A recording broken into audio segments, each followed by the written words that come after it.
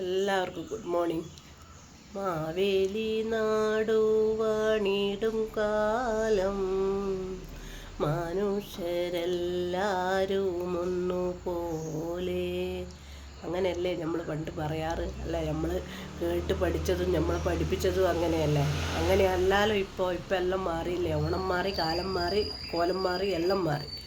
എന്നാലും ഓണം എന്ന് പറയുമ്പോൾ നമ്മളെ ഓരോ കേരളീയർക്കും വലിയൊരു എന്തോ ഒരു പ്രതീക്ഷേൻ്റെ ഒരു എന്താ പറയണ്ടേ, ഒരു നേർക്കാഴ്ച എന്നെല്ലാം പറയുന്ന പോലത്തെ ഒരു സംഭവമാണ്. എന്നാൽ എനിക്കെല്ലാം എന്ന് പറഞ്ഞാൽ ഓണം എന്ന് വരുമെന്ന് പറഞ്ഞാൽ ഭയങ്കര ഒരു സന്തോഷമാണ്. പക്ഷേ കഴിഞ്ഞ ഓണത്തിനും ഈ ഓണത്തിനും എനിക്ക് സുഖമില്ല. അതാണ് ഒരു പ്രശ്നം. കഴിഞ്ഞ ഓണത്തിന് ഹോസ്പിറ്റൽ, ഈ ഓണത്തിന് ഇതാ ഇന്നിപ്പം ഡോക്ടർക്ക് പോകണം. ഇന്നലെ അവിടുന്ന് ആഘോഷിച്ച് ഇനി പിന്നെ അനിയത്തിൻ്റെ വീട്ടിലേക്ക് പോന്ന. അപ്പോൾ ഇന്നലെ ഇവിടുന്ന് മോളും മോളെ ഭർത്താവും വാവയും നമ്മളെല്ലാവരും കൂടി ആഘോഷിച്ചതാണ്.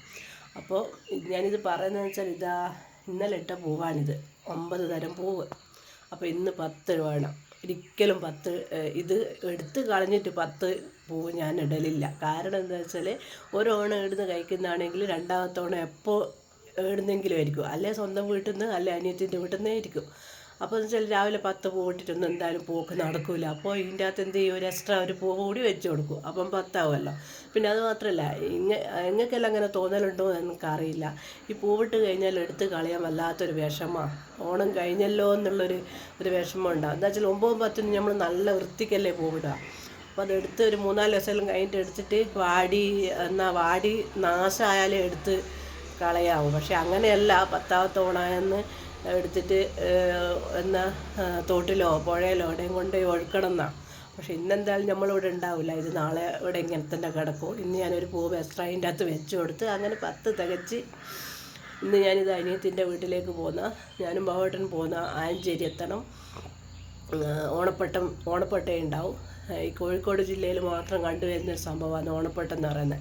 അതെത്രക്ക് അറിയാവുന്ന അറിയില്ല.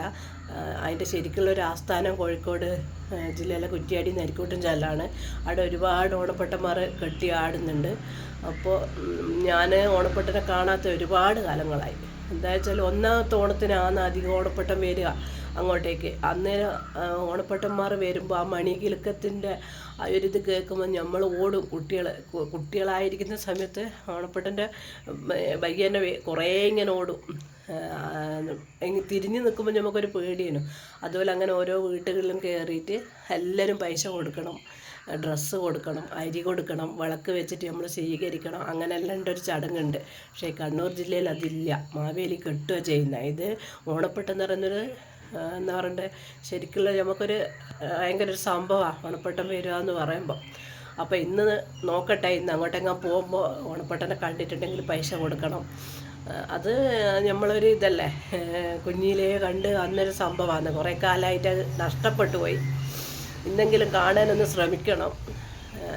നോക്കട്ടെ, ഇനി അടുത്ത വിശേഷങ്ങളുമായിട്ട് ഞാൻ വരും. എല്ലാവർക്കും നല്ലൊരു ഓണാശംസകൾ. മാവേലി നാടുവാണിടും കാലം മനുഷ്യരെല്ലാവരും ഒന്നുപോലെ. അങ്ങനല്ലേ പറയലേനോ? നമ്മൾ കേട്ട് പഠിച്ചതും കണ്ടു പഠിച്ചതും എല്ലാം അങ്ങനെയല്ലേ? നമ്മളെ പഠിപ്പിച്ചതും അങ്ങനെയല്ലേ? പക്ഷേ അതൊന്നുമല്ല. ഇപ്പം കാലം മാറി, കോലം മാറി, ഓണം മാറി, എല്ലാം മാറി. എന്നാൽ എല്ലാവർക്കും ഇനി നമുക്ക് കാണാം. Bye bye.